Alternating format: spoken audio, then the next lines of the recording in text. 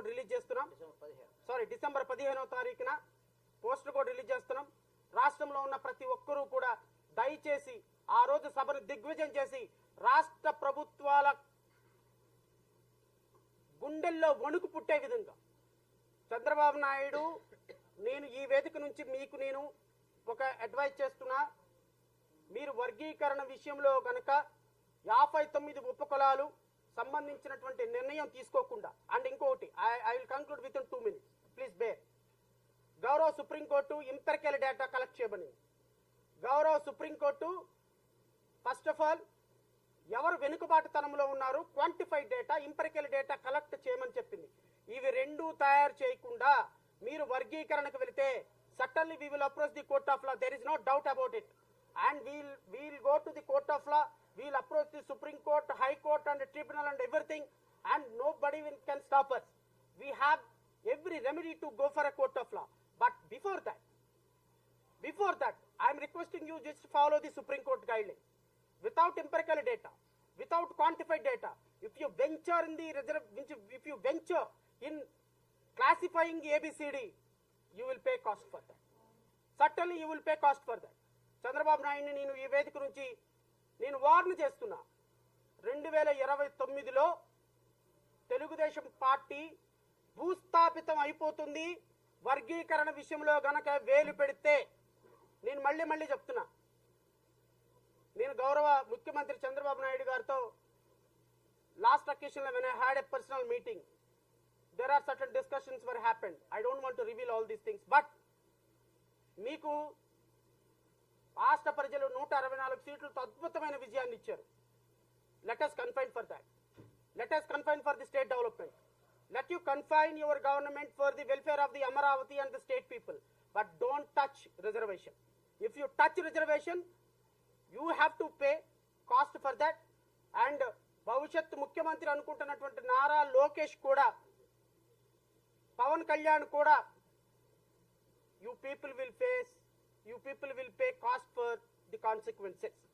ఇదొక్కటి మాత్రం నేను చెప్పగలను. భవిష్యత్తులో దీన్ని ఎలా చేయాలనే దాని మీద ఒక కమిటీ వేయండి.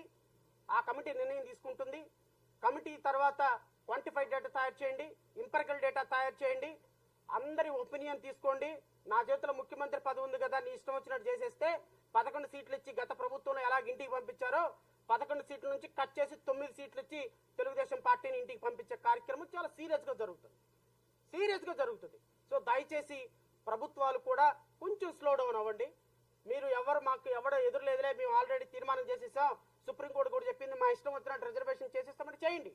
దాన్ని ఎలా అడ్డుకోవాలో మాకు తెలుసు. ఎందుకంటే 2011లో జరిగినటువంటి సెన్సస్ ఈ రోజు వరకు సెన్సస్ జరగల.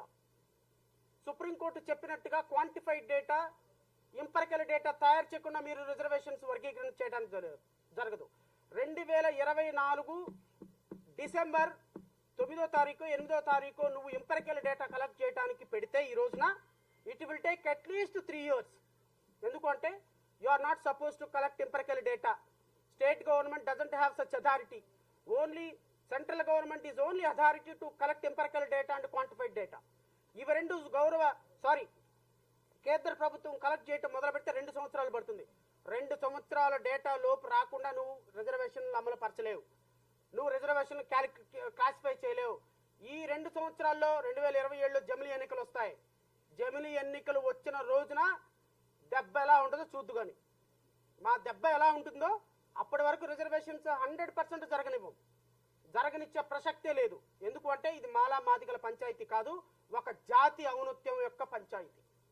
So therefore I'm warning to every government authority including Chandrababu Naidu గారు, please hold for some time, please be cautious, don't go fast, just slowly, just do the work according to the constitution. ఇదొక్కటి మాత్రం నేను చెప్పగలను. Media సోదరులకు కూడా request చేస్తున్నా, December 15వ తారీఖున జరగబోయేటువంటి సభని ప్రజల వద్దకు చేర్చండి. మా బాధని, మా రాజ్యాంగ స్ఫూర్తిని అర్థం చేసుకొని ప్రజలందరినీ కూడా మా సభకు వచ్చేటట్టుగా మీ సహకారం కూడా అందించమని. ఇది ఎవరి కోసం చేస్తున్న పోరాటం కాదు, ఒక జాతి మనుగడ కోసం చేస్తున్న పోరాటం కాబట్టి మీడియా సోదరుల సహకారం కూడా నేను కోరుతున్నా. అందరూ కేవీ ప్రసాద్ గారి అధ్యక్షతన నడవటానికి సిద్ధంగా ఉన్నాం. We are all here to extend our fullest cooperation as a పార్టీగా, జై భీమ్రావ్ భారత్ పార్టీగా. మా పార్టీ రాష్ట్రంలో ఉన్నటువంటి మొట్టమొదటి పార్టీ, వర్గీకరణకు వ్యతిరేకంగా నిర్ణయం తీసుకొని యాక్టివ్గా పార్టిసిపేట్ చేస్తున్నటువంటి పార్టీ. అండ్ ఈ పార్టీ ఖచ్చితంగా అంబేద్కర్ ఐడియాలజీకి కన్ఫైన్ అయి ఉంది కాబట్టి మాలా మాదిగా ఎవరు విడిపోకూడదు.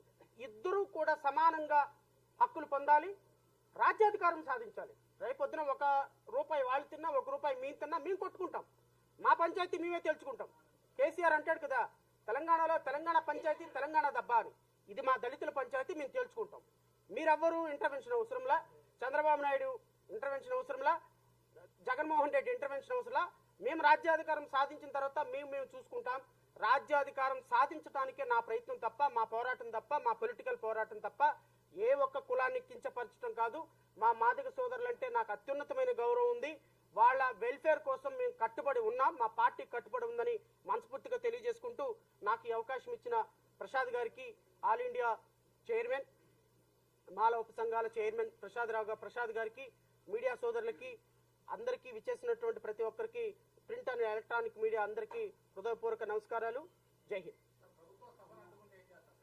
ప్రభుత్వం సభని అడ్డుకునే ప్రసక్తి ఉంటుందని నేను అనుకోవటం లేదు. ఎందుకంటే already we got permission. And ఇంకోటి కూడా చెప్తున్నా, ఇన్ఫ్యాక్ట్ 4 లక్షల మందితోటి మేము తెలంగాణ కంటే చాలా బాగా చేయాలనుకున్నాం.